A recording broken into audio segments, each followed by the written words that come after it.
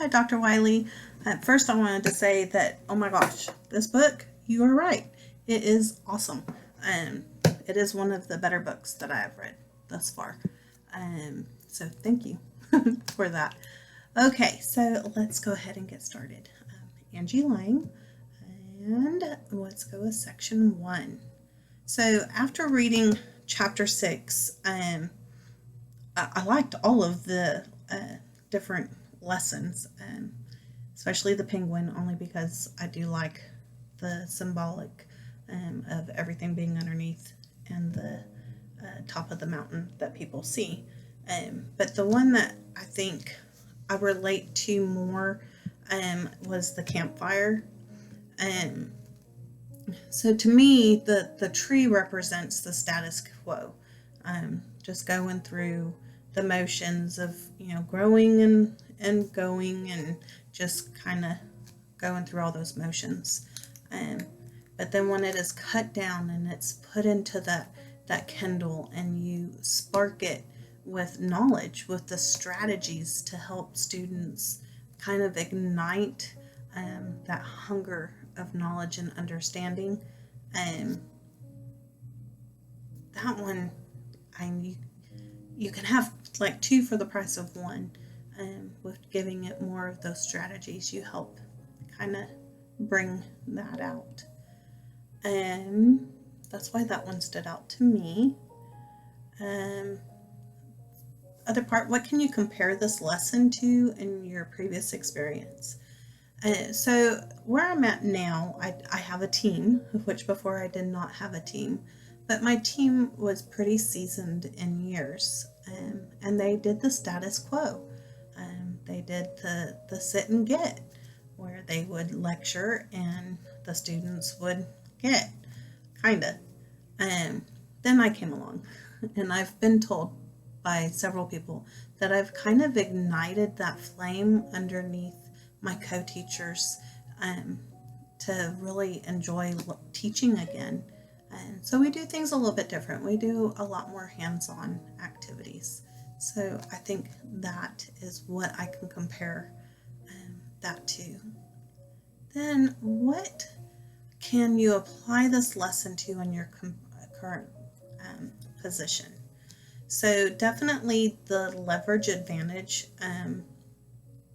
I see as the iceberg that I want to utilize. We can have all the bells and whistles, but if a student doesn't have the strategies, the tools, and the knowledge of how to use those tools and being strategically grouped into the levels that they're able to be, you're just going to have that structure and sample. But if you add all of those other things to kind of build up that iceberg, to build up that mountain, it helps it, especially self. Self was my favorite chapter of this book. If you can build that self efficacy, I'm trying on that word. It can be that key motivator, the thing that gets them the most. If we are to help engage and motivate students, we need to build that self-esteem, that self-worth, that self, and it has to be that foundation of building everything up. I really liked not only the mountain aspect and the penguin, but the pyramid and how it showed self being that main block to build it up. What is your takeaway as you move into leadership role, and why do you feel this lesson is important? So as a leader, I need to watch out for those shiny new toys and keep in the forefront of the real prize. And that real prize is students, is people. To move away from the transitional approach and more towards the transformational. First leveraging self and building on those strategies to build the standards up higher. I think that is my biggest takeaway from this chapter, because I think with everything else, it kind of just falls into place. And then, do you think one lever is more important than the others, and why? And I do. I believe that they're all important, but in my opinion, I believe self is the key player. If it's what moves and motivates within. If you don't have that self worth, that self esteem, um, it doesn't build you. It doesn't move you. I grew up in generational poverty, and I have learning disabilities. This book I read along with my computer reading it to me. Builds for better understanding using those strategies. Um, but I grew up not being told, but thinking I was dumb because I couldn't learn like my peers. Um, but once I was able to obtain the tools, the strategies, man, my self esteem went crazy. My love for learning just exploded. So I think self and strategies, and given those strategies, are the main two that are the most important. Okay, section 2. So how are the vignettes similar to or different from processes and practices you've experienced in school? So I've only been teaching, this is going on my 4th year. My first year I was in a single grade level, where I was the person that taught the core subject and one elective. So I really don't have a lot of experiences, but the one that I did experience the vignette was Vignette 3. And it's pretty close to what I experienced the past 2 years. The team that I have is phenomenal as far as helping each other grow and working to help our students grow. Like I said previously, they were a sit and get, where they just fetched it and the students got it. But once that fire was ignited, it's wonderful. Our team has actually changed, and we are adding 2 more to our area, and I'm hoping that this continues and that we can build off of each other. I guess I've been pretty lucky that I've gotten both an admin and a team that just works so well together as a team, as that. But that being said, I would never want to be the person that was in Vignette 2. Oh my goodness, that would be just too hard. It is definitely my opinion that you learn from your mistakes, and you learn and you go. So him waiting, that's not a good thing. Okay, let's look at our second question here. So Frentenier and Reitenberg asserted that teaching is like medicine. Now, my previous life was that of the medical field, and so when I was reading this, I'm like, oh yes, that is so true, and I can see how they are both connected. So I wholeheartedly agree with this. So treatments of patients and that of students are pretty similar.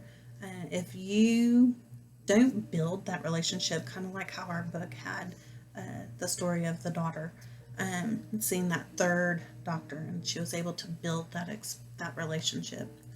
So just like students, if we don't build that relationship, then you're not going to have great outcomes. So both, when you build that relationship, people are more willing to do what you prescribe, rather it be medication, physical therapy, or whatnot. And then in the realm of education, trying a new strategy, trying to overcome their fears. So yes, most definitely. My son and my husband, same way. They don't have that experience. My husband with the doctor, one doctor bad, one doctor great. He does everything that she says. My son, one teacher bad, didn't do anything. Another teacher phenomenal. You need to go watch Miss Dabney at Canyon High School. She's great. He'll do anything for her. So that relationship is definitely one. Okay, so how do you, the John Hattie. So this one was, it's kind of hard. I don't know. Anyway, so blended learning is a program that a school that I used to work with is trying to build on, and it's wonderful. I got to experience that, and I wish that I can continue that where I'm at now, but that's another story. So I have had several students that for years were just passed on and passed on. And then we had this program, NWA, don't know if you know it, that helps find the gaps where students are at. So if you can help them find that gap, build on it with interests, that things that interest them, and connect it to real life, because these students, are poverty. So a lot of them are like, Miss, what is this going to do with me? So if you can connect it to life, and then use research-based formative assessments to kind of build and move them on, then you have what I believe Mr. Hattie was talking about. So that is that one. And then describe an initiative that resulted in leverage error from transactional to implementation of instructional practices to transformational. I really haven't seen this yet. I've been scratching my brain to try to figure out where I've seen it. And I think maybe this year might be one of them. I won a grant last year for some AR and VR capabilities at our school, and we were able to get 20 devices. So there's the shiny. And I'm wanting to see if I can help my students, especially our students that are at risk, our SPED students, our 504 students. I'm wanting to see if we can take that 2D concrete paper-based lesson and turn it into a 3D something that they experience, if they would be able to grasp it more. And I think that's where the transitional, the shiny, to using the transformational, the making things more concrete in a different way with those strategies. I'm hoping that that's where I'll find that. What characteristics of systems of development expertise? Okay, so this question, I'm not 100% sure that I'm going to get this right. But on page 111, it lists several of those. I had it marked and I lost my mark page, sorry. Is where it started talking about the teacher expertise, not experience, expertise. And how you can kind of foster that. But I like what also the text said, where developing expertise takes years of practice. Where the book gave the examples of the chess players, the doctors, the athletes, and teachers as well.